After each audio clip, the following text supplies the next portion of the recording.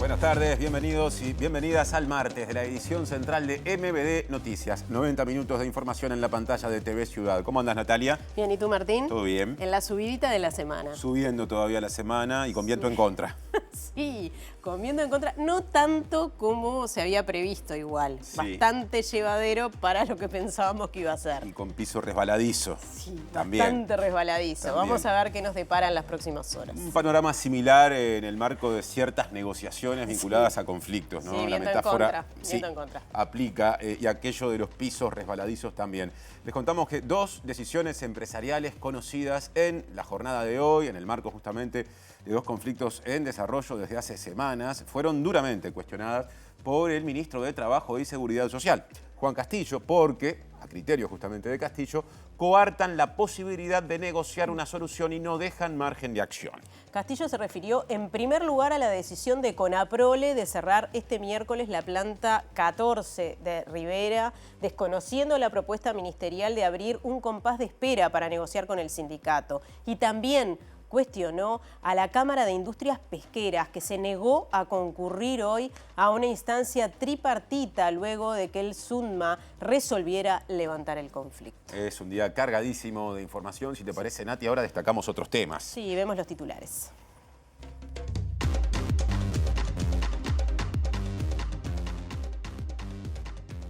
El presidente de la República, Yamandu Orsi, dijo que no hay motivos para relevar de su cargo al presidente de ACE, Álvaro Danza. También sostuvo que la pausa al convenio entre la ANI y la Universidad Hebrea de Jerusalén es una decisión política y un mensaje para Israel. Desde esta mañana se lleva adelante la interpelación al ministro de Ambiente, Edgardo Ortuño, promovida por la oposición por la cancelación del proyecto Neptuno y su sustitución por un proyecto en Casupá. El Colegio Médico consideró que el proyecto de muerte digna es garantista, aunque estableció que la reglamentación debe ser meticulosa. También alertan que en algunas partes del país no se cuenta con cuidados paliativos. En el marco del Día de la Trabajadora Doméstica, la presidenta del sindicato reclamó un plan de vivienda para el sector y aseguró que los actuales salarios del rubro dificultan el pago de un alquiler e impiden el acceso a créditos. Desde este viernes, 25 científicos uruguayos se embarcarán en la primera etapa de la expedición Uruguay Sub-200 para explorar las profundidades del mar uruguayo. El gobierno venezolano denunció amenazas para la región luego de que Estados Unidos anunciara el despliegue de buques de guerra, aviones y 4.000 soldados en el sur del Caribe para combatir al narcotráfico. Donald Trump anunció que Estados Unidos no enviará tropas como parte de las garantías de seguridad en un futuro acuerdo de paz entre Rusia y Ucrania y descartó que ocurra a la brevedad una cumbre tripartita con los líderes de ambos países.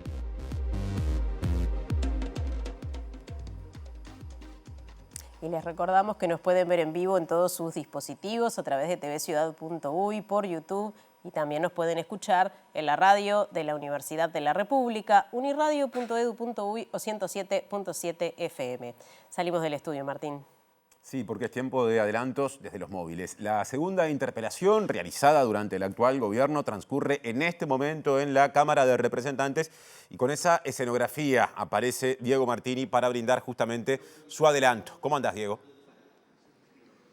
Natalia Martín, ¿qué tal? Buenas tardes para todas y todos. Así es, plena interpelación al ministro de Ambiente y Autoridades de IOC por la cancelación del proyecto Neptuno a realizarse en Arasatí y desarrollar un nuevo proyecto de toma de agua en la localidad de Casupá. Ampliaremos en unos minutos con conferencia de prensa de la oposición. Recordemos que el miembro interpelante fue el diputado colorado Walter Selvini y luego del oficialismo.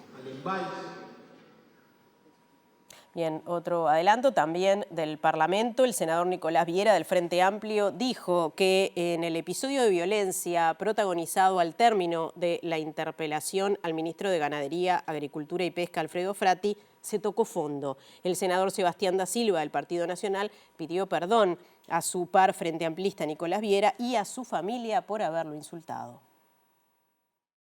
Yo creo que lo que hice en términos fue un tacle al cuello, que generó una lastimadura no querida.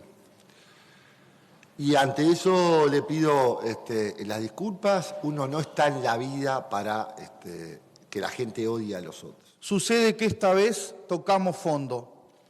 Estábamos viendo como normal el desplazamiento del intercambio ideológico, de la confrontación de pensamientos y las situaciones de forma, al tiempo que ganó terreno el descrédito personal, los improperios, los insultos y hasta el delito de odio.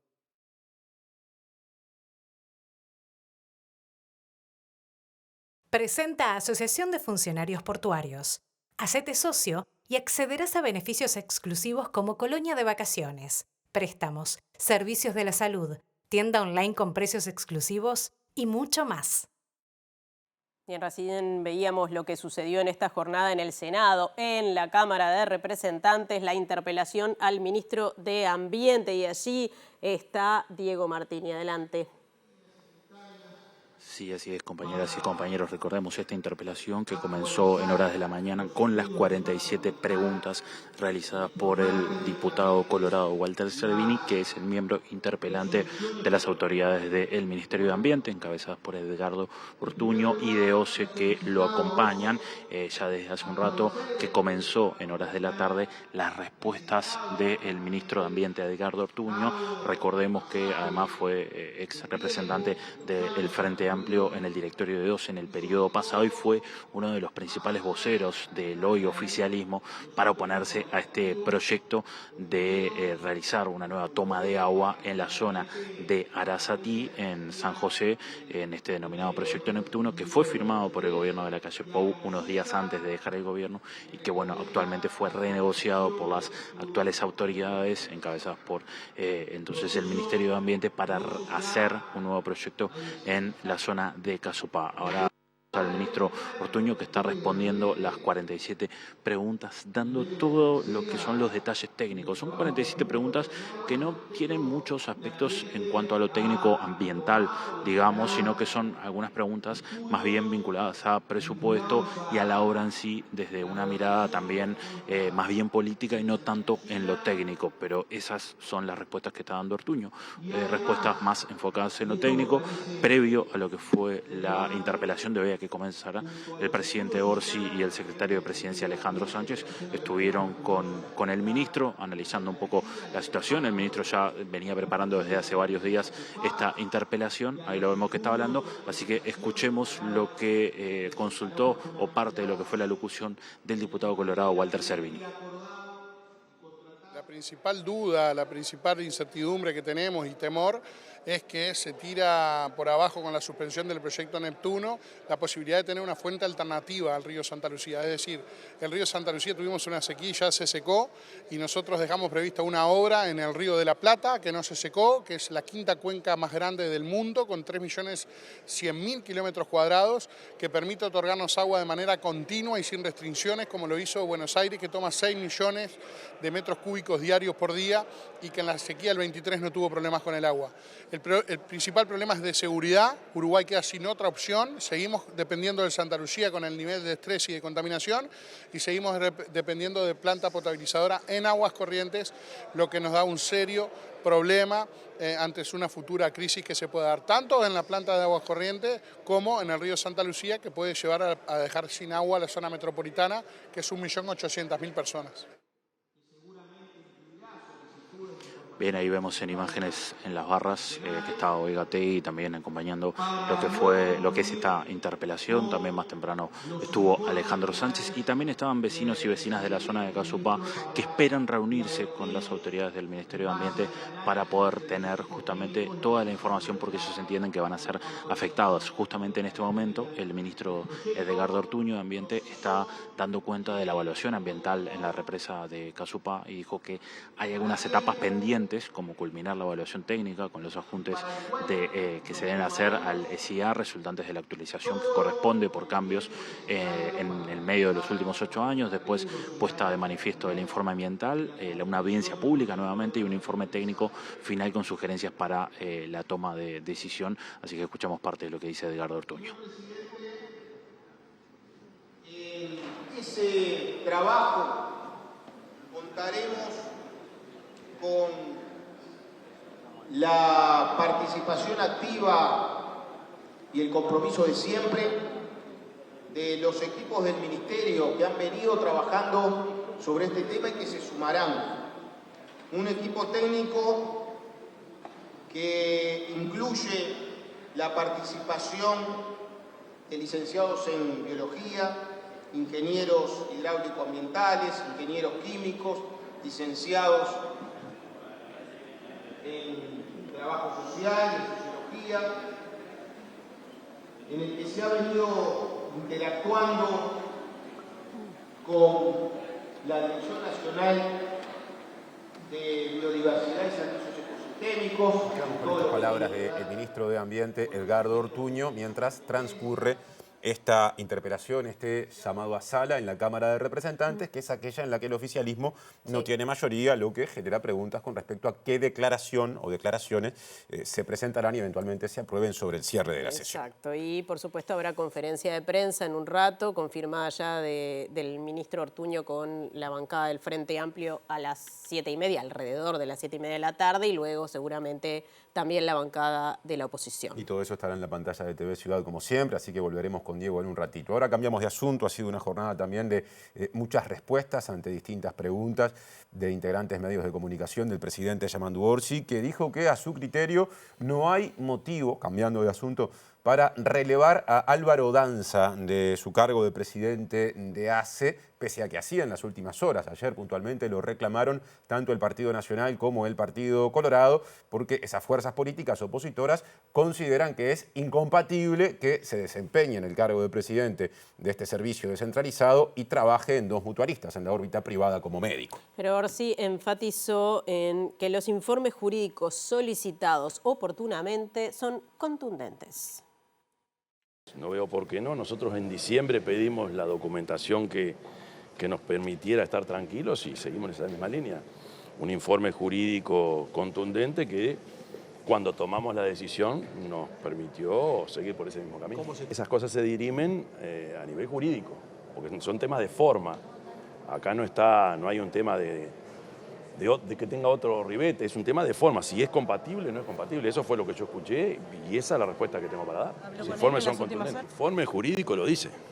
Estos son temas jurídicos. Si te metes, si no te metes desde ese ángulo, te estás equivocando, porque acá la compatibilidad e incompatibilidad es un tema de forma que está resuelto, que no tenés más remedio que hacerlo así. A mí me puede parecer algo, me puede parecer otra cosa. Ahora, lo que tenés que hacer es pedir un informe de algún estudio jurídico contundente. Eso fue lo que conseguimos. Y además los informes jurídicos del propio Ministerio de Salud Pública. Los partidos políticos y sus integrantes tienen derecho a pensar lo que quieran. Y eso es lo mejor que nos puede pasar. Pensar y decir, libertad de pensamiento y libertad de decir. Las dos cosas, las dos libertades están buenas, también de pensamiento. Bueno, vinculado a esto que dijo el presidente Orsi, el senador Daniel Cayeni del Frente Amplio dijo que está pensando en presentar un proyecto de ley que prohíba la doble función por parte de legisladores o legisladoras, que podría extenderse a directores de organismos públicos. Claro, esto lo dijo en el marco de su defensa Álvaro Danza. Entiende Cayeni que Danza tiene derecho a presidir ACE y desempeñarse como médico en la órbita privada. Y justamente dijo también que las y los legisladores deberían dejar de percibir ingresos por otras funciones que desempeñen fuera del Parlamento antes de señalar situaciones ajenas. Sin duda una falta de resistencia del archivo, ¿no? Yo recuerdo, no sé, el director de la Granja Chiesa que firmaba un acuerdo entre representando a la empresa y representando a instituciones públicas. Bueno, la situación de Cipriani, ¿no? Que era del Círculo Católico, vendió Casa de Galicia a precio de ganga y ahora es presidente del Círculo Católico, es decir, integra de vuelta la parte directiva del Círculo Católico. Cardoso, es decir, bueno, tuvimos un ministro que fue ministro de Transporte y tiene empresa de transporte, ¿no? Y nunca había ninguno de los que ahora se rasgan las vestiduras hablar sobre temas éticos y morales. Bueno, creo que eso no puede ser como parte de cuando soy oposición, exijo, cuando soy gobierno no cumplo. Pero aquí también hay abogados que ejercen como abogados, hay integrantes del Senado de la República que tienen importantes empresas en el ámbito agropecuario y integran la Comisión de Ganadería, es decir, y reciben salarios e ingresos por otras actuaciones. Es como raro que quienes tenemos cierta flexibilidad después le exijamos a los otros que sean prácticamente Mahatma Gandhi. Entonces creo que no está bueno. Yo capaz que voy a presentar un proyecto de ley para que quienes están interesados en estos temas, los legisladores, bueno, en principio, no puedan percibir ningún tipo de ingreso ni puedan desarrollar ningún tipo de actividad mientras que son legisladores, porque si están tan preocupados por eso, vamos a empezar por casa, vamos a ser primero duros con los propios para ser duros con los ajenos. Ahora cambiamos de asunto, seguimos repasando declaraciones del presidente Orsi en esta jornada porque dijo que la pausa impuesta al convenio entre la ANI y la Universidad Hebrea de Jerusalén es una decisión política y un mensaje para Israel por la situación de la Franja de Gaza. El mandatario considera que el convenio es una buena decisión e iniciativa y espera que se pueda reactivar pronto. Yo creo que no es insatisfactorio. Yo siempre dije que esto va por otro carril y es bueno que se pueda continuar. Esperemos que la situación, que las aguas bajen como para poder seguir con esto, que a mí me parece que es muy positivo. ¿Es una señal política hacia Israel? Es una señal política. ¿Cómo toma las declaraciones? Es una señal política. No es el mejor momento para avanzar en esto. Es eso. Yo tengo el mejor diálogo con las embajadas, también con la embajada de Israel, con gente vinculada al gobierno israelí, y saben que yo en algunas cosas pienso diferente a lo que la línea oficial establece, y eso no está mal.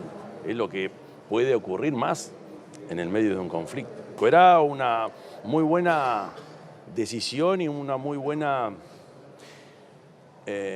iniciativa, pero no tenía todavía muchos fundamentos. Por lo tanto, creo que estamos a tiempo de parar y avanzar cuando las condiciones cambien, que creo que ojalá no falte mucho. Por otro lado, el presidente sostuvo que las interpelaciones parlamentarias son positivas para la democracia y que no considera oportuno buscar una sanción para el nacionalista Sebastián da Silva por lo ocurrido en el Senado. Creo que aprendimos mucho a partir de esta última interpelación, todos aprendimos, y lo mejor es bajar la pelota al piso y seguir en el clima porque cuando tú me preguntabas al principio qué pienso yo de esta interpelación ahora, Ortuño, son instituciones o institutos saludables para la democracia. Todas las veces que nos convoquen vamos a tener que ir, porque para eso está el Parlamento, además. ¿Debería haber sanciones a da Silva?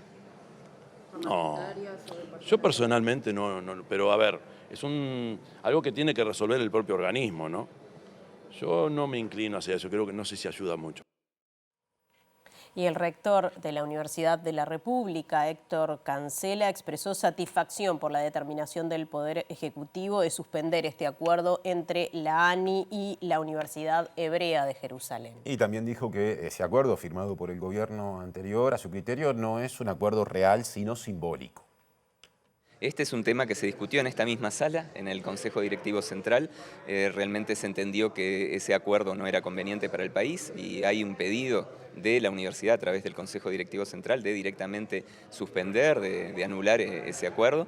Nosotros realmente entendemos que la cooperación se debe dar con todo el mundo, pero en este caso entendíamos que no estaban realmente las condiciones y que el acuerdo en realidad no ha sido real sino simbólico, ¿no? Era un símbolo que la universidad ha rechazado. Cambiamos de asunto, aunque de alguna forma esto está ligado al académico. Sí. Porque este viernes 25 científicos y científicas de Uruguay se van a embarcar en la primera etapa de la expedición Uruguay Sub-200, que como ya les hemos informado, se orienta a explorar el mar territorial uruguayo. A partir de un acuerdo entre el Ministerio de Educación y Cultura, la Universidad de la República y la Asociación de Investigadores del Uruguay, se podrá ver un resumen de imágenes diarias que formarán parte de esta travesía en el canal de YouTube del MEC, del Ministerio de Educación y Cultura. Atender, vamos a contar la historia. Están participando 25 científicos directos de Uruguay, pero además se suman estudiantes, se suman científicos de otros países como Argentina, Chile, Brasil, Francia, Alemania, además de la propia expedición del buque que tiene científicos también de Estados Unidos. Vamos a tener, por un lado, streaming directamente en vivo, se va a poder ver cada momento, digamos, de la expedición, todo lo que se vaya observando en el fondo marino, con comentario también en directo de las y los científicos, y también tenemos una cooperación con el Ministerio de Educación y Cultura, con la DICIT, que va a estar haciendo además un resumen diario más condensado. Para los que no tengan tanto tiempo, a las 21 horas van a poder ver en el canal YouTube del Ministerio, tener una versión más resumida de los principales hallazgos. El Uruguay está recibiendo indirectamente $3 millones, que es el costo del buque en sí y de todo el instrumental y las personas que vienen a bordo. Es realmente una donación que recibe el país, ¿verdad? Porque la universidad hizo la propuesta y el buque viene sin un costo adicional. De la orilla creo que lo más cercano que vamos a estar van a ser unos 200 kilómetros, 180 kilómetros, de ahí para adentro, mar adentro. Y esencialmente las dos etapas, básicamente partimos en dos el mapa, y una parte hace la parte sur y centro y otra la centro-norte, digamos. Bueno, sin duda vamos a traer información y material que probablemente alimente décadas y décadas de investigación.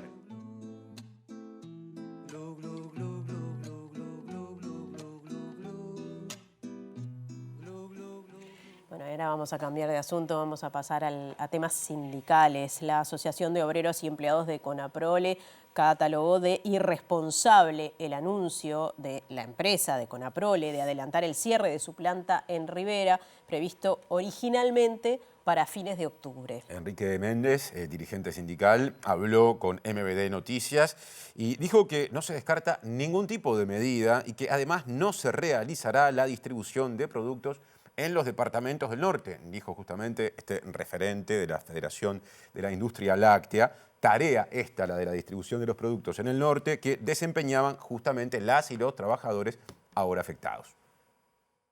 Una empresa que tiene niveles de rentabilidad envidiables, que está tomando una decisión de cierre de una planta industrial que hoy es rentable. Una empresa que nace por una ley, que tiene el sostén y el aporte constante a lo largo de su historia por parte del Estado, lejos, tiene que tomar una definición de estas características, olvidando así el impacto que genera sobre las familias. Rivera tiene un 49,21% de informalidad, subempleo y desempleo todo junto. Mañana vamos a tener una reunión de dirección de nuestro sindicato para definir todas las acciones que vamos a llevar adelante y las medidas que vamos a estar aplicando. Se equivocan si creen que con una decisión del cierre el conflicto se termina y las dificultades se terminan. Y nosotros, trabajadores, no vamos a sacar la tarea y el trabajo que desarrollan nuestros compañeros en esa planta. O sea, esa producción Conaprole pretende producirla toda en Montevideo a partir de ahí y luego continuar enviándola desde acá. Bueno, en el marco del conflicto nosotros no vamos a estar cargando la distribución que vaya para la distribución que hacía la propia planta de Rivera. Ahora la mirada desde el gobierno, porque Juan Castillo, el ministro de Trabajo y Seguridad Social, dijo que las recientes decisiones empresariales que se han tomado, en este caso vinculado al sector lácteo y también a nivel de la pesca, coartan la posibilidad de que se encuentren soluciones a estos conflictos planteados. Castillo hizo referencia a esta decisión de Conaprole de cerrar de inmediato la planta 14 de Rivera y también a la decisión de la Cámara de las Industrias Pesqueras de no comparecer a la instancia tripartita convocada para este martes, luego de que el sindicato resolviera suspender todas las medidas. Nosotros pensábamos hasta ayer que veníamos avanzando. Las posiciones no estaban tan radicalizadas de ninguna de las dos partes como habían estado algunas semanas atrás, pero bueno, hoy la resolución de los productores lo que hace es adelantar una estrategia que había tomado, que había definido, que era cerrar definitivamente la usina 14 de Rivera. Ahora ya lo anuncia que en vez de hacerlo más sobre fin de año, lo hace ahora para la jornada de mañana. Esto nos deja muy poco margen. No es la mejor de las noticias porque después el eje de los titulares mañana cambia, ¿no? Hoy hay una resolución empresarial, nuevamente estamos frente a dos resoluciones empresariales que coartan la posibilidad de negociar. Una en la pesca, que estaba instalado, la pesca levanta el conflicto, ayer la Asamblea de los Trabajadores de SUDMA, se vienen a instalar un ámbito tripartito, convocamos al ámbito y las cámaras pesqueras no vienen.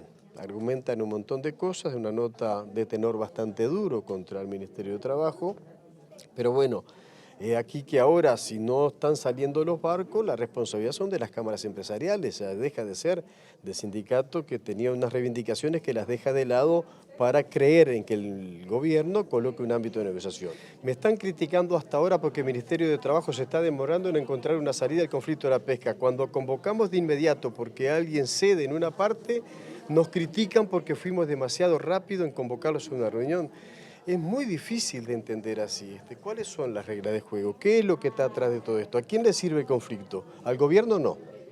Y seguramente a la sociedad tampoco. Yo he pedido instrucciones al gobierno, vamos a seguramente a tener un ámbito de coordinación con el gobierno, porque dentro de ambas industrias, tanto la láctea como la pesquera, hay varios más actores que inciden con sus decisiones políticas. Ministerio de Ganadería, Ministerio de Industria, para hablar al menos de 3 ministerios que estamos directamente involucrados. También tendremos la palabra del presidente de la empresa Conaprole en minutos nada más con su punto de vista, bueno, sus fundamentos para la decisión que acaban de adoptar. Ahora vamos a cambiar de asunto. El senador Nicolás Viera del Frente Amplio dijo que el episodio de violencia protagonizado al término de la interpelación al ministro de Ganadería, Agricultura y Pesca, Alfredo Frati, la semana pasada, con ese episodio se tocó fondo y si bien admitió que el tono de sus palabras no fue el adecuado, el insulto que recibió no puede considerarse equivalente. Esto fue en el marco de una sesión del Senado que hoy justamente abordó lo ocurrido la semana pasada. Viera dijo que no le consta que su par nacionalista, Sebastián da Silva, pueda ser catalogado como estafador. Reclamó una disculpa a su bancada, a su persona y al Parlamento y cuestionó también la declaración conjunta que al final de aquella interpelación que quedó trunca emitieron las bancadas de los partidos Nacional y Colorado que cargaron la culpabilidad justamente en Viera. Sucede que esta vez tocamos fondo. Estábamos viendo como normal el desplazamiento del intercambio ideológico, de la confrontación de pensamientos y las situaciones de forma, al tiempo que ganó terreno el descrédito personal, los improperios, los insultos y hasta el delito de odio. Y quiero empezar por mí. Reconozco, como lo he hecho de manera pública, que el tono de mis palabras y los términos usados en mi última intervención no fueron los adecuados ni los pertinentes para ayudar a mejorar el funcionamiento de esta casa. Esta es la casa de todas y todos, es la casa de la democracia y debemos mantener el decoro necesario que nos honre como miembro de este Parlamento.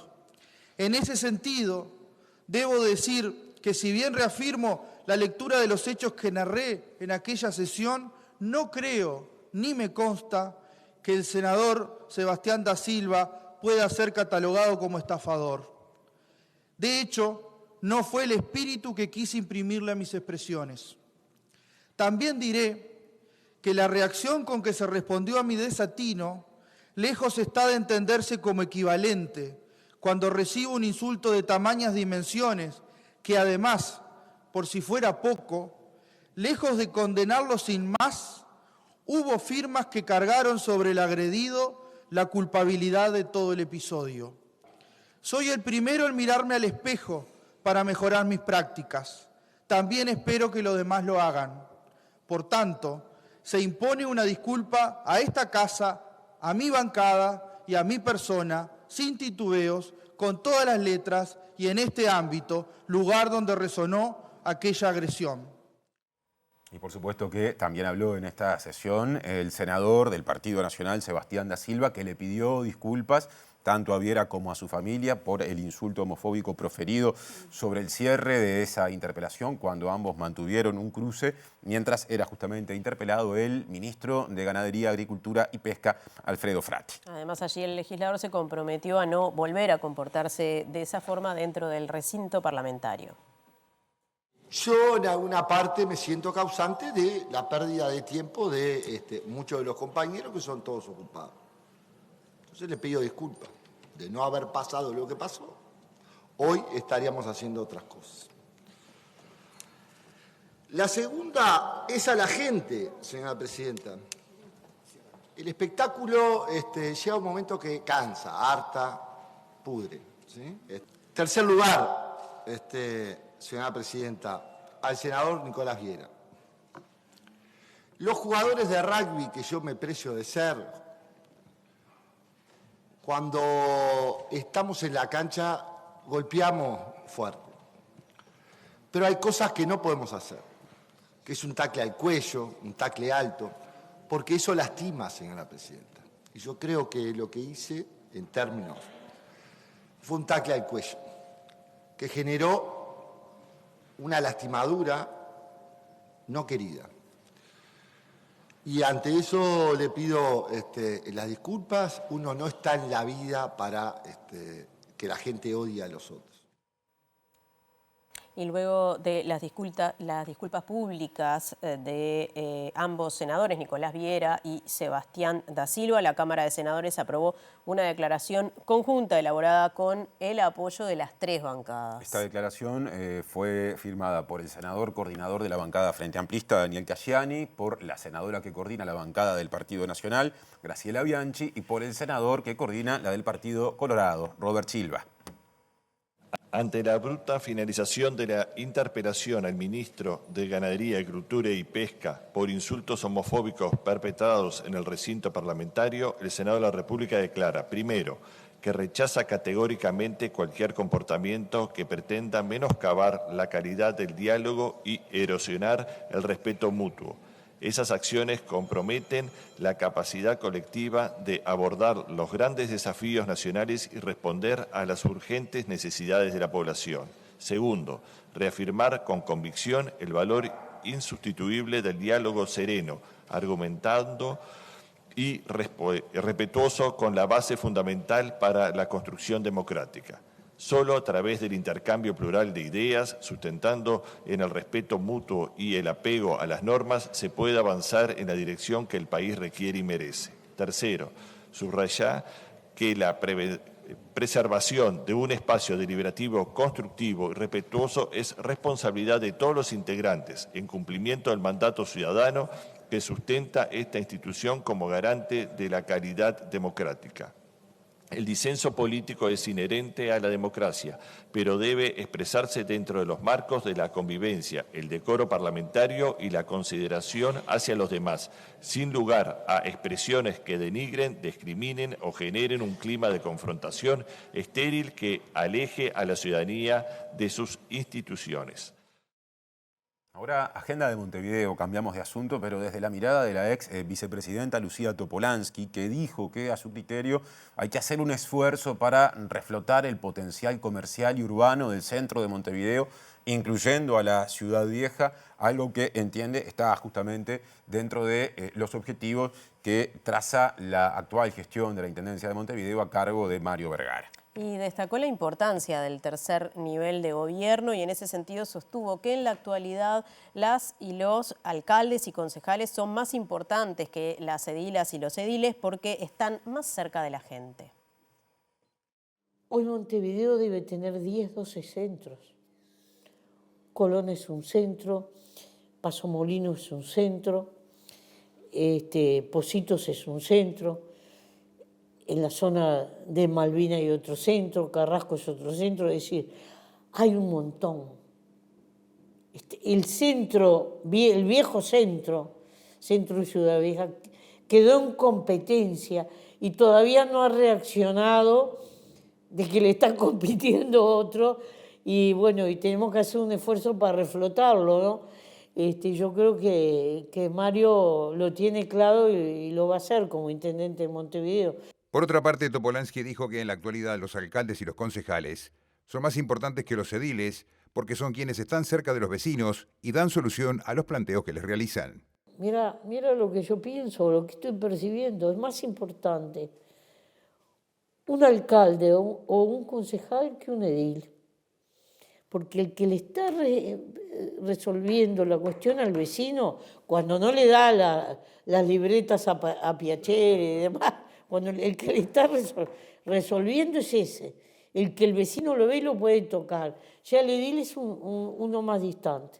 Repasamos otros asuntos que se dieron durante esta jornada, porque habló Laura Rivero, que es la presidenta del Sindicato Único de Trabajadoras Domésticas, y reclamó que se lleve adelante un plan específico de vivienda para quienes trabajan en ese sector, y lo hizo en un día muy especial para el sector. Claro, porque este martes se conmemora el Día de la Trabajadora Doméstica y en este contexto la dirigente pidió al gobierno que pase del diálogo a los hechos y aseguró que los actuales salarios del rubro dificultan el pago de un alquiler e impiden el acceso a créditos. El salario mínimo de la trabajadora doméstica está en 29.400 pesos, que en mano nos quedan 23.000 pesos. La mayoría de las trabajadoras domésticas somos jefas de hogar con hijos a cargo. Cuando pagamos un alquiler como barato son 15.000 pesos. Luego están los gastos que, bueno, en un hogar ya sabemos cuáles son. A todo esto, todo lo que conlleva los gastos del hogar, no nos queda nada, ningún banco nos da un préstamo para acceder a una vivienda. En este país no hay un plan específico para acceder a un plan de vivienda específico y bueno, lo que reclamamos es eso, un plan específico para trabajadoras domésticas.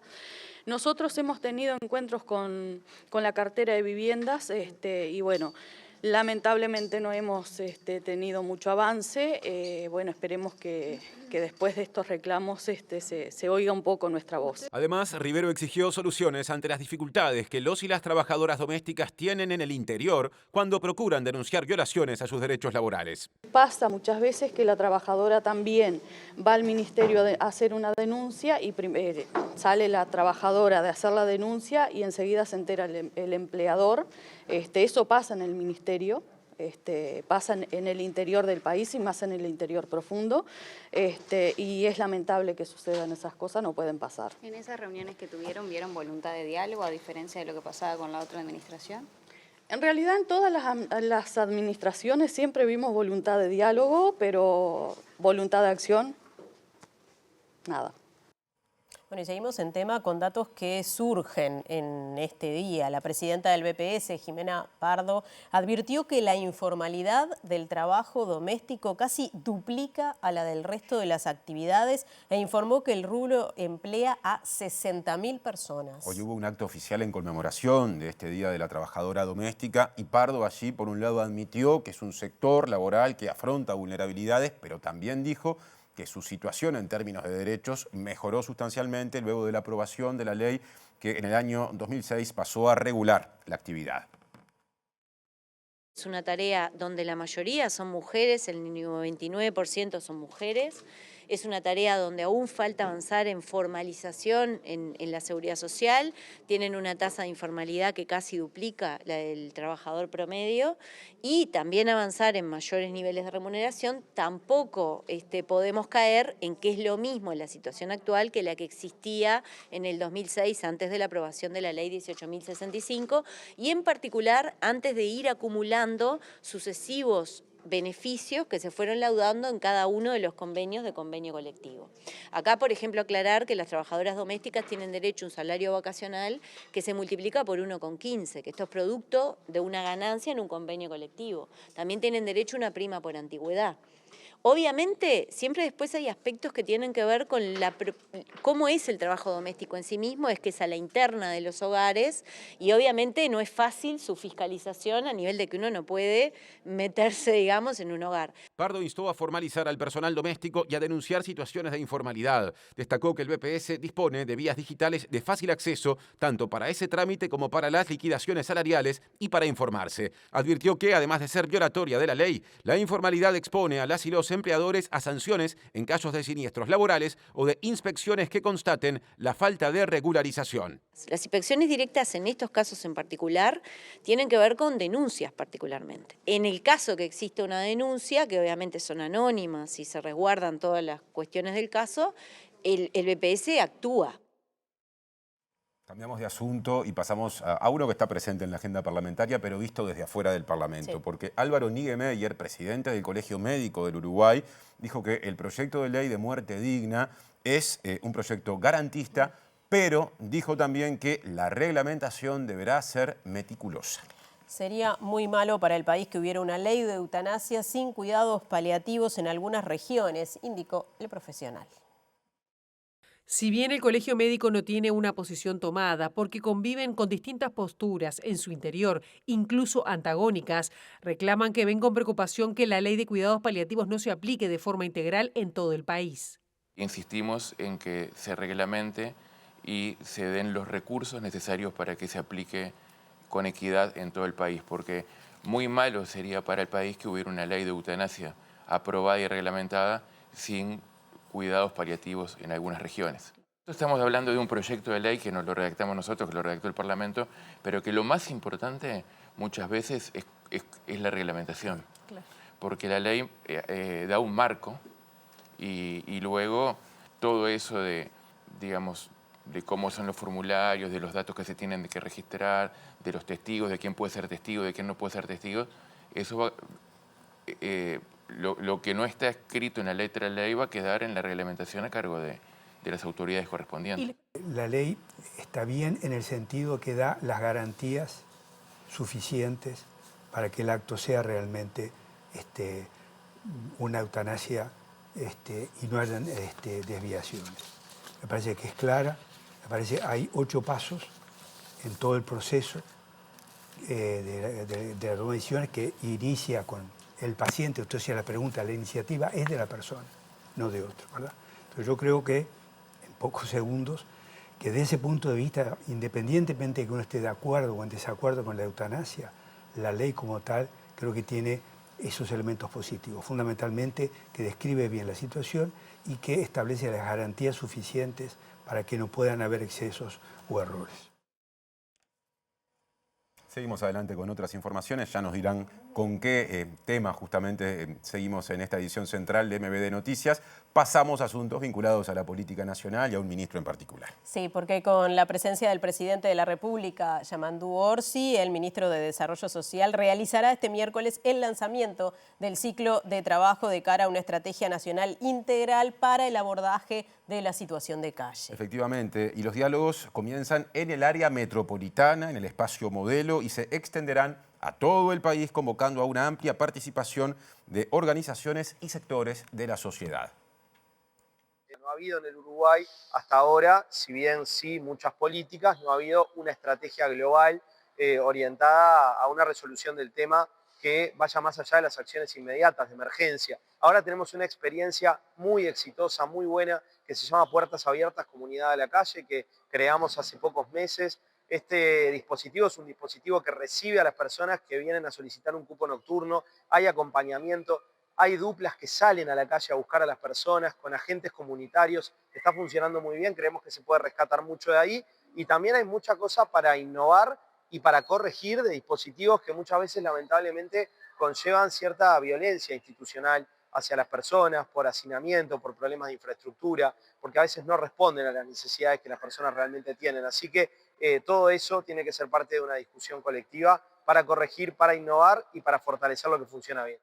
El ministro de Desarrollo Social, Gonzalo Sibila, explicó que están convocando a una amplia participación de organizaciones y sectores de la sociedad para determinar una acción global para la resolución del tema. A todas las vecinas y vecinos que quieran venir, a las personas que ven este problema con preocupación, que se involucran, a las organizaciones sociales, a los colectivos de personas en situación de calle, a las instituciones del Estado, a la cooperación internacional, a los parlamentarios, a todas las personas que tengan una opinión para dar, porque es un proceso abierto, es un proceso que además se va a repetir en todo el país con varias instancias de discusión, no es solamente el área metropolitana, y va a ser muy importante escuchar todas las voces y sintetizarlas.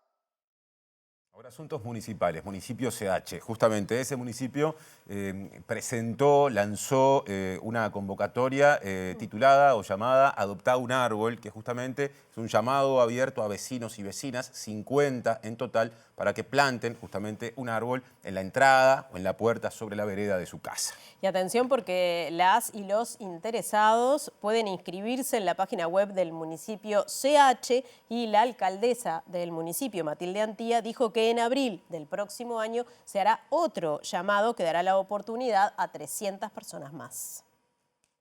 Los municipios todos plantamos, todos los años plantamos árboles. Lo que quisimos hacer es hacer algo más original para generar una participación ciudadana. Acá lo que estamos pidiendo directamente es vamos a salir a plantar árboles. ¿Qué vecino quiere un árbol? O sea, de todo lo que tenemos que plantar, plantemos primero aquellas casas que el vecino realmente lo quiere y que lo quiere cuidar. Entonces acá generamos como ese compromiso, la campaña se llama Adoptá un árbol, generamos como ese compromiso de que, como simbólico, de que el vecino lo pide, lo quiere, el municipio va, lo planta. Lo fundamental para nosotros es el riego, es el cuidado, sobre todo con el riego. Después todo lo que es mantenimiento, poda, tratamiento en las veredas o en las raíces o lo que sea, todo eso sigue siendo del municipio, lo único que pedimos es un compromiso con el río. Está dirigido a 50 personas en un principio, pueden elegir qué tipo de árbol quieren plantar, ¿cómo se tienen que anotar? Bueno, ayer me fui a dormir con la noticia de que se anotaron 135 personas, así que, bueno, vamos a evaluar bien las 135 propuestas y ahí evaluar si podemos plantar un poco más. Presenta UTE, porque en UTE creemos que todo lo que das vuelve. Por eso creamos el Plan Redondo. Hablábamos del conflicto en Conaprole, les prometíamos la palabra del presidente de la empresa, Martín Duarte, nos la trae. Adelante.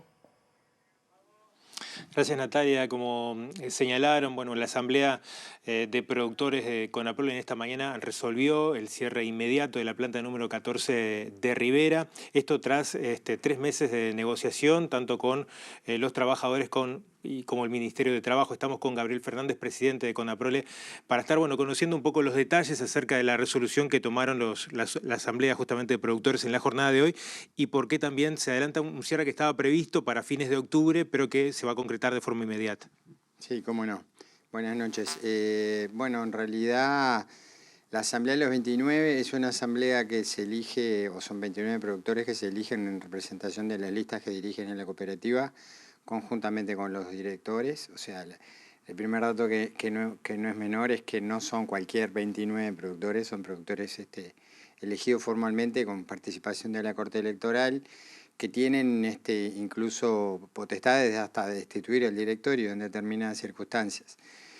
Nosotros abrimos un ámbito de negociación con el sindicato por allí por mayo, principios de mayo, con más o menos 6 meses de plazo hasta la fecha que habíamos previsto para el cierre de la planta, con el ánimo de negociar todas las características del cierre de la planta y sobre todo las mejores soluciones posibles para los funcionarios de la planta de Rivera. Incluso compartimos los números de la planta con el Instituto Cuesta Duarte. Es una planta que ha perdido casi el 60% de sus ventas en los últimos 6 años por el consumo simplemente de la zona y el contrabando, el ingreso de leche de Brasil a un muy bajo precio, obviamente sin pago de ningún impuesto, ni ninguna tasa, etcétera, etcétera. Y por otro lado, en función de la caída que ha habido también por hábitos alimenticios del consumo de leche fresca, nosotros aquí en la planta industrial Montevideo perdimos en el último año más que lo que produjo la planta Rivera, es decir, que al CIM le entra con equipamiento más nuevo, con padrón que ya está funcionando, con todas las condiciones como para poder elaborar el producto en las mejores condiciones, la capacidad que Rivera produjo en el último año, que reitero, viene cayendo y que ya vemos que sigue cayendo. Se tomó en cuenta una propuesta que también surgió por parte de los trabajadores que planteaban reducir entre un 20 y un 25% justamente de esos costos, incluso una propuesta que venía de la mano con distribuir 5.000 litros de leche en las escuelas, por ejemplo. Sí, por supuesto, todas las propuestas que hizo la OEC no conformaron. Fueron analizadas. El funcionamiento de producir leche en el CIM o producir leche en Rivera para Conaprole significa una diferencia de $1,5 millones al año. Estas propuestas generaban ahorro por el orden de los 200, 300 mil dólares. Es claro o es importante aclarar que la cooperativa cierra su balance a cero, o sea que en definitiva esto no es para que la cooperativa sea más rica, esto es para poder pagar un mejor precio al productor, que en los últimos años es el que ha quedado peor o más perjudicado, digamos, en la cadena. Si nosotros miramos la evolución de los salarios de los funcionarios de la cooperativa, afortunadamente han crecido más que el IPC, y si miramos el precio de leche de los productores, ha crecido bastante menos que el IPC, con precios congelados en pesos o en el mismo orden en los últimos 3 años. Y lo otro que tenemos que analizar es que si no hay leche, no hay industria. O sea que nosotros tenemos que cuidar que el sector primario tenga negocio para que exista y nos mande la leche y que la cooperativa siga siendo la empresa que el Uruguay tiene, que es patrimonio de todos nosotros, que es una cooperativa que genera empleos directos e indirectos en el orden de las 20.000 personas, que es el que mejor remunera en el sector lácteo, que genera mano de obra en el interior y que exporta el 80% de la leche que recibe al mundo, y para eso necesita ser competitivo en el mundo y en el mercado interno. Gabriel, consultarles qué pasa con las fuentes laborales, cuántas son las que están, en este caso, en definitiva, que cambia la estructura o que la pérdida de fuente. A propósito de las versiones que circulan, los trabajadores van a ir a seguro de paro, se les ofrece la posibilidad de trasladarse a otras plantas. Desde el sindicato también planteaban, no es lo mismo tener tu vida en Rivera o lo que puede ser el ofrecimiento de un trabajo en otra planta y lo que implica el traslado a cientos de kilómetros, ¿no? Sin lugar a dudas, somos conscientes que no es lo mismo quedarse en el lugar donde está arraigado o donde está viviendo y su familia. La cooperativa no les puede ofrecer trabajo en Rivera porque es lo que decíamos hace un rato, genera una diferencia de $1,5 millones que lo necesitamos para ser competitivos.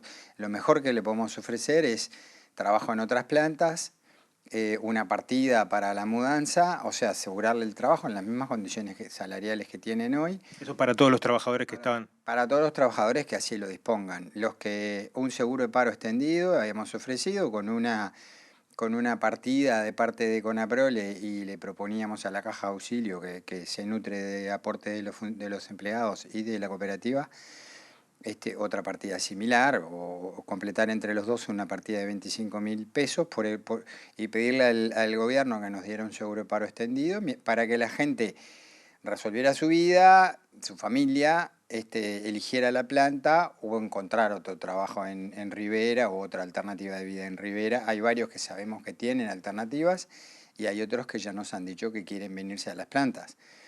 Y aquellos que quieran quedarse en Rivera, un despido incentivado. Esa era la propuesta y eso es lo que nosotros queríamos negociar. Lo que pasa es que durante estos últimos 3 meses, desde que hemos empezado a hablar, lo que hemos tenido son medidas del sindicato, medidas duras que ustedes las habrán visto, que llegó hasta derrame de leche en algunos tambos, pero sobre todo desabastecimiento del mercado interno, todas las situaciones que se han planteado porque el sindicato no quiere discutir este tema, y entonces, si el sindicato no quiere discutir el tema, la empresa toma la decisión por sí y frente a los productores, y lo que los productores nos mandatan es que si no hay diálogo, entonces cerremos la planta ya, porque lo que sí no tiene sentido es perder por los dos lados, es perder por una planta que es ineficiente y es perder por las medidas. Cualquier empresa que va a cerrar una planta la anuncia 24 horas antes, 48 horas antes. Nosotros lo hicimos 6 meses antes, capaz que entendiendo que era lo más sano para toda la gente involucrada en la planta y encontrar una solución de común acuerdo, con tiempo, para ellos. Incluso en el último planteo que nosotros le hicimos al ministerio, que fue el lunes, y le pedimos que lo contestaran el propio lunes porque hoy teníamos la asamblea. Ayer a las 11 de la mañana le mandamos un planteo al ministerio donde le dijimos estamos dispuestos a dejar en stand-by por 15 días el cierre de la planta para rediscutir las condiciones y le pedíamos a cambio otras condiciones que eran de alguna manera importantes para la cooperativa y que justificaban que nosotros nos sentáramos a negociar eventualmente una nueva fecha de cierre o un cierre, no sé, poner imaginación y trabajar juntos. Le pedimos tener la respuesta en el día de ayer porque hoy teníamos la asamblea, no tuvimos ninguna respuesta y hoy la asamblea por unanimidad resolvió el cierre de la planta de forma inmediata y también irreversible. O sea, eso ya no está sobre la mesa, la discusión del cierre de la planta ya no está sobre la mesa. Ahora lo que tendríamos que hacer las partes, y ojalá así sea, es buscar la mejor solución para la gente que estaba involucrada en la planta. Fernández, gracias por estos minutos, es muy amable. La palabra del presidente de Conaprole, refiriéndose a este cierre de la planta número 14 en Rivera. Presenta Mercado Agrícola de Montevideo, en el corazón de un barrio donde late la ciudad. Mercado de Historias. Mercado de Historia.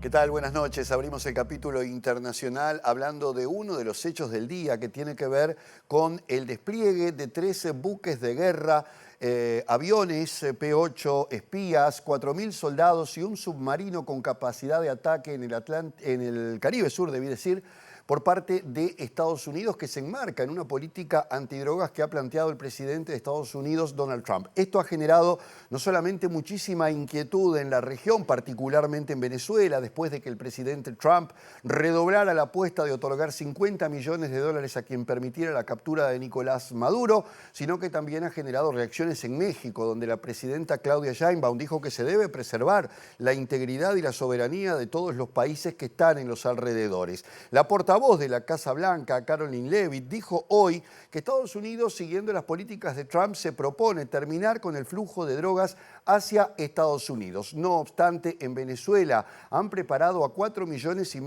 de milicianos bolivarianos que estarían en armas ante cualquier eventualidad que pueda surgir de este despliegue. Porque hay algo que no está muy claro. ¿Qué va a hacer Estados Unidos con este despliegue importante de armas, de material bélico, de soldados, para atrapar a los narcotraficantes, a los cárteles de la droga que ha declarado como terroristas, tanto los mexicanos como el Tren de Aragua o el Clan de los Soles en Venezuela, sin herir la integridad territorial? Bueno, esa es una de las grandes interrogantes y de las preocupaciones que surgen por estas horas acerca de este despliegue de Estados Unidos.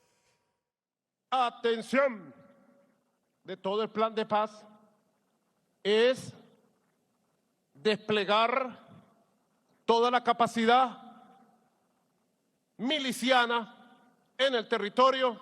El presidente de Venezuela, Nicolás Maduro, anunció este lunes el despliegue de 4,5 millones de milicianos armados en respuesta a las amenazas de Estados Unidos, que elevó la recompensa por información que conduzca a su captura tras lanzar una operación antinarcóticos con militares en el Caribe.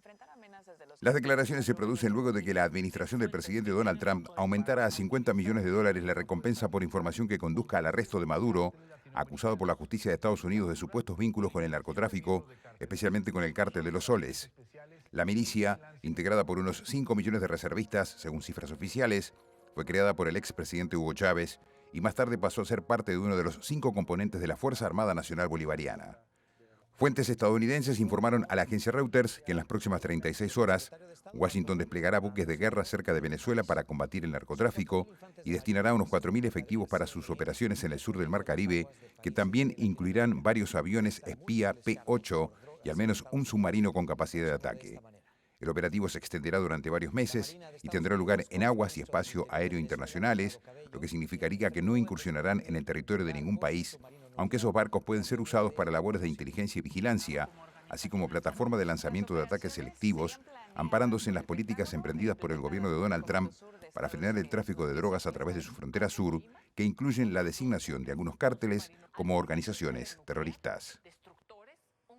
Volvemos ya al contacto con el Palacio Legislativo, con Diego Martín, y está por comenzar la conferencia de prensa de la bancada oficialista de la Cámara de Representantes. Adelante, Diego. Sí, así es, compañeros. Como informábamos, bueno, el Frente Amplio presentó una moción para decir que fueron satisfactorias las explicaciones que dio el ministro de Ambiente, Edgardo Ortuño. Escuchamos lo que dice la bancada entonces oficialista con el diputado Mariano Tucci. La exposición del Ministerio de Ambiente, en particular del ministro Edgardo Ortuño, en la defensa de la decisión que ha tomado el Gobierno Nacional en torno a la cancelación del proyecto Neptuno, que además responde a la defensa de lo que la gente resolvió en las urnas. Y en eso también queremos destacar la participación activa en la exposición del presidente de OCE y de su equipo de trabajo. Por lo tanto, continuamos luego de esta conferencia de prensa en el debate parlamentario y quiero dar la palabra al ministro Edgardo Ortuño. Buenas. Queremos, en primer lugar, ratificar lo que dijimos cuando fuimos convocados por el miembro interpelante y por la oposición, que esta era una excelente oportunidad para brindar la enorme cantidad de argumentos técnicos y políticos en relación a la decisión que ha adoptado el Gobierno tendiente a asegurar el abastecimiento de agua potable para el área metropolitana y para la Costa de Oro, que es el objetivo definido en nuestro programa de gobierno y por el presidente Yamandú Orsi como compromiso para esta gestión. Y en ese sentido, además, destacar que es una decisión que no solo asegura el abastecimiento de agua potable a nuestra población, evita que se repitan situaciones de falta de agua potable como las vividas durante la última crisis y sequía en 2023, asegurando las reservas de agua, que es lo que se agotaron en ese momento. Se debió tomar agua del Río de la Plata y terminamos con 73 días de agua no potable salada. Eso no va a ocurrir con la realización de estas obras. Además, estaremos realizando un paquete de obras realmente muy significativo, históricas para lo que es la inversión en agua potable en el país. Ratificamos y estaremos ratificando el carácter de servicio público del servicio de agua potable y la prestación del servicio por parte de nuestra empresa pública OCE, y estamos con todo ello cumpliendo con un compromiso del programa de gobierno establecido con la ciudadanía. Creemos que hemos dado mucha información, como se reclamaba, pero sobre todo ratificamos y comprobamos con numerosos argumentos que la decisión adoptada por el gobierno es la mejor para el país, para la población, que tendrá asegurado el abastecimiento de agua potable en tiempos normales y en situaciones de futuras sequías. Es momento de columna de análisis económico. Hace muy pocas horas el gobierno, a través del ministro de Economía y Finanzas, Gabriel Odone, presentó un paquete de medidas para incentivar la inversión como forma de empujar el crecimiento económico, y Germán de Agosto va a poner lupa sobre lo que se anunció hace unas 24 horas. ¿Cómo andás, Germán? ¿Cómo andás, Tincho? ¿Todo bien? Todo bien. Sí, bueno, acá lo que ya vemos en la primera plaquita es justamente la intención de Odone es recortar esa brecha que nos separa de la última torrecita blanca. 16% es lo que representa la inversión en términos del Producto Interno Bruto uruguayo, y el aspiracional es alcanzar el 20%. Ese es un poco el desafío que está en el fondo, o que da fundamento, justificación al conjunto de medidas que ha venido desplegando en los últimos meses. Ya analizamos medidas de frontera y hoy vamos a analizar vinculadas al incentivo directo a la inversión, pero básicamente el objetivo es aumentar 4 puntos del PIB, el peso que tiene hoy la inversión en la economía uruguaya. Es un desafío complejo y lo que estamos viendo es un conjunto de pequeñas batallas, un conjunto de escaramuzas, ¿sí?, que todas juntas, de última, van justamente en la dirección de alcanzar este objetivo. Antes de seguirte, me quedo con lo que dijiste ahí a la pasada. Es un desafío complejo. Digo esto porque para quien no sabe, pensar en 4 puntos más puede sonar a poco, pero por cómo lo dijiste, tiendo a pensar que es bastante. Duplicar el crecimiento, que es del 1% y en el aspiracional sería el 2%, es desafiante. En particular, hacerlo con un aumento de 4 puntos de inversión, para que tengas referencia, capaz que ayuda para anclar de lo que estamos hablando. Fíjate, ¿no?, que en los últimos años, donde vos tuviste la confluencia de un conjunto importantes de obras, todas articuladas en torno a UPM2 y Ferrocarril Central, ¿sí?, y no llegaste a superar esa línea naranja, ¿no? O sea, como para tener idea de cuánto es la magnitud de ese esfuerzo, dado que incluso en el caso de estas inversiones de tal envergadura, no llegaste a alcanzar los niveles que tenías 2012, 2013, 2014, donde también confluyeron un conjunto importante de inversiones históricas. O sea que, en ausencia de inversiones históricas, los esfuerzos, si querés, desde una perspectiva microeconómica, que es lo que se está abordando hoy, en particular con estas medidas, y bueno, tienen que ser muchos muy focalizados, muy orientados y con viento a favor.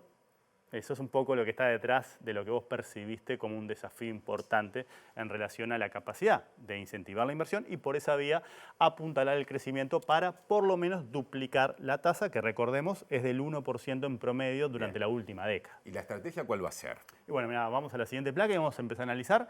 Ayer Odone se refería por un lado a las medidas vinculadas a la parte de frontera, es decir, un enfoque microeconómico, no trabajar para la competitividad vinculando al tipo de cambio, sino trabajar justamente en torno a medidas que hacen a la organización, a las decisiones empresariales, al conjunto de decisiones impositivas y ese conjunto que habita en la órbita microeconómica. Entonces tenemos medidas de frontera, ahora pasamos a la siguiente placa. Teníamos también las medidas que se anunciaron en julio, ¿te acordás? Vinculado a la desburocratización, ¿sí? Al despapeleo que le llamaron para tratar de hacer... creo que desempapelamiento. Dificilísimo de decir, pero salió. Exacto, ¿sí? Entonces, la idea es justamente generar un mayor incentivo a la inversión a través de mejoras en el marco regulatorio y de los incentivos. Esto es lo que estamos hablando, que se anunció en julio. Fíjate que están destinadas a promover un ahorro del entorno de los 20 millones de dólares en certificados, en costos de gestión y en costos de gravámenes. ¿Eso es renuncia fiscal en gravámenes? Y ahí tenés que ver, o puede ser una ganancia de eficiencia justamente al depurar o limpiar ineficiencias que vos tenés desde el punto de vista regulatorio. Entonces no necesariamente hay una renuncia, sino que hay una mejora de la eficiencia. ¿Sí? Por acá estamos hablando de lo que se ahorraría, que no necesariamente implica que vos estás haciendo gasto tributario, es decir, renuncia fiscal. Vos decís, bueno, tenemos un montón, por ponerlo en términos más, ¿sí? Un montón de trabas, si se quiere, de índole burocrática o regulatoria, que no terminan sumando su objetivo, pero sí terminan complejizando los procesos, en particular de exportaciones e importaciones, y esa complejidad le suma un costo en materia de trámite, de certificados y de gravámenes que se estima podría bajar en 20 millones. No es gasto tributario, es un ahorro por eficiencia. Aclaro que estamos esperando una convocatoria del Parlamento porque hay una interpelación en marcha. En cualquier momento puede comenzar la conferencia de prensa de la oposición, así que te seguimos escuchando, pero puede sonar el timbre. Subimos y bajamos la... Estabas hablando de las medidas para simplificar lo burocrático. Claro, exacto, ¿no? Diferenciando las medidas de gasto tributario. Y ahora pasemos a las que tienen que ver con el programa de incentivos a la inversión. Se anunció ayer, que tiene que ver justamente con los incentivos propiamente dichos, ¿sí?, vinculados a la parte de cómo incentivás a través de los distintos regímenes. Bien. Eso que tenemos... Me lo contás en un ratito porque hay convocatoria desde el Parlamento. Walter Cervini, que está interpelando a Edgardo Ortuño, habla en este momento, diputado del Partido Colorado. El ánimo de esta interpelación, en Sí, el cual desde el compañero, primer como momento... informábamos a la coalición, no le resultó satisfactorio que el Frente Amplio solicitara, digamos, esa moción, entendiendo que las explicaciones del ministro Edgardo Ortuño habían respondido a las 47 preguntas de Walter Cervini. Desde la oposición cuestionan que se hayan dado las respuestas, así que escuchamos lo que dice el diputado colorado Cervini con los diputados del Partido Nacional y del Partido Colorado. No está cabildo abierto ni está identidad soberana en esta convocatoria. Para poder evaluar justamente y posteriormente presentar esa moción. Naturalmente que para expresarnos, y aquí estoy con los integrantes de la Comisión de Ambiente, el diputado Juan Martín Rodríguez, Mario Colman, Nane Castro, Sergio Valverde, presidente, están los coordinadores Gurméndez, Olaizola, también está Gerardo Sotelo del Partido Independiente, que ha acompañado el proceso del trabajo, manifestar nuestra preocupación. Aquí el gobierno suspende una toma alternativa, una obra que era posible y estaba pronta para hacerse, que en 36 meses el Uruguay iba a contar con una solución al problema de seguridad que tenemos, que es depender de un solo río, que es el Santa Lucía, y ahora también no solo de una sola planta, sino que se agregaría otra planta potabilizadora, pero en el mismo lugar. Es decir, nos quedamos sin eso de tener una previsión en cuanto a seguridad y en materia de tratar una crisis en nuestro país. Eso puede hacer que le falte el agua a la gente que vive en la zona metropolitana, que es nada más y nada menos que 1.800.000 personas. Eso nos preocupa, pero no nos rendimos y ahora vamos a volver a sala a pedir la información que necesitamos para trabajar. Hola, buenas tardes. Sí, yo quiero decir que el Ministerio de Ambiente, en cuanto al tema de la cancelación del proyecto Neptuno, ha traído... pasaje rapidito por el Parlamento para escuchar parte de lo dicho por el diputado interpelante. Volvemos a estudios. Estábamos en plena columna de análisis económico, medidas vinculadas a la inversión para acelerar crecimiento, anunciadas recientemente por el gobierno. Ya hablamos de cambios en términos burocráticos. ¿Qué pasa con el programa de incentivos a la inversión, Germán? Como el tercer eje de este conjunto de acciones que viene anunciando previo a la presentación del presupuesto, justamente con el objetivo de incentivar la inversión. En este caso puntual tenemos un foco para la pequeña y mediana empresa con el objetivo justamente de apuntar el empleo y la productividad, y se estructura en torno a 5 ejes temáticos, este nuevo conjunto o aluvión de medidas. Vamos, si querés, en la próxima PPT y las vamos abordando uno por uno, ¿sí?, en esos módulos. En lo posible resumiendo. Por supuesto, Tincho, tampoco es que esto sea tan divertido como para darle... ¿sí? Tenemos un tema de jerarquización. Es importante pero complejo, te escuchamos. Exacto, árido. El tema de la jerarquización, es decir, darle más jerarquía a estos mecanismos, en particular a esas agencias que están detrás de los incentivos de la inversión, en particular la creación, que no es una creación, no es un renombramiento, si querés, de lo que era la Dirección Nacional de Zona Franca, que pasaría a ser la Dirección Nacional de Incentivos a la Inversión. Ahí es parte de esa jerarquización del tema, y el fortalecimiento de la Agencia de Promoción de Inversiones Uruguay 21, que potencia su rol y amplía, ¿sí?, el alcance de sus cometidos. Después tenemos conjuntos de medidas vinculadas a lograr una mayor agilidad. ¿Por qué? Porque en los últimos años se han acumulado muchísimos proyectos que no fueron analizados por un tema justamente de ausencia de agilidad. Entonces, se va a empezar a trabajar con inteligencia artificial para evaluar todos esos proyectos que se presentan para el acceso a esos beneficios vinculados a la COMAP. ¿Sí? Va a haber una mejor coordinación o interoperabilidad entre los distintos organismos para reducir los tiempos que nos cuestan o les cuesta a las empresas hacer los trámites que se les exigen. ¿Sí? Y algunos proyectos de menor porte se van a evaluar de forma más simplificada, en particular los proyectos que involucran montos menores a 5 millones de dólares. ¿Sí?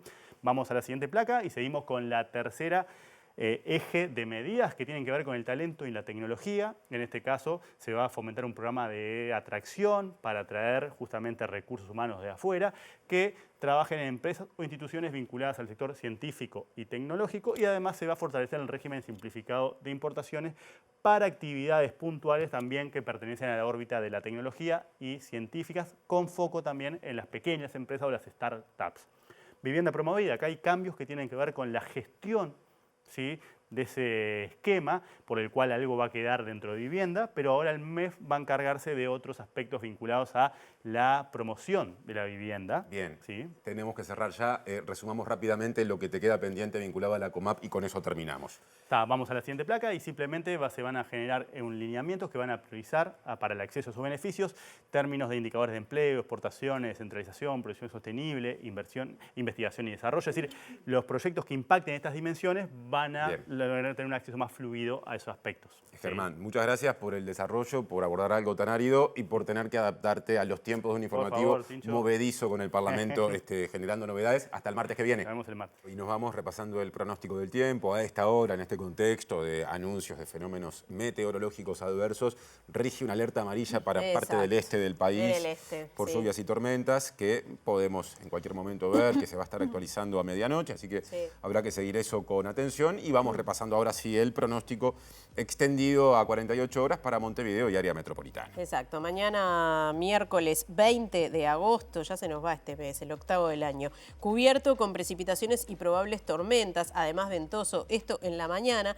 y en la tarde habrá disminución de nubosidad con precipitaciones mejorando, también seguirá ventoso. La mínima será de 12 grados y la máxima de 16. Ahora, lo previsto para pasado mañana, jueves 21 de agosto, capital y cercanías, por la mañana, cielo algo nuboso y nuboso, y por la tarde y la noche, algo nuboso y nuboso, ya sin pronóstico de precipitaciones, por lo menos para Montevideo y su entorno, y con las siguientes temperaturas extremas pronosticadas. Mínima 10 grados y la máxima bastante alta de 19. Bueno, nos estamos yendo, no se vayan porque, como todos los días, los invitamos a quedarse porque viene Lado B y luego el resumen de MBD en síntesis. Mañana la primera edición informativa estará al aire en la pantalla de TV Ciudad a las 8 de la mañana. A las 13 llegará el segundo turno informativo y les daremos la bienvenida con Natalia 18:30. Que pasen bien, hasta mañana. Chau.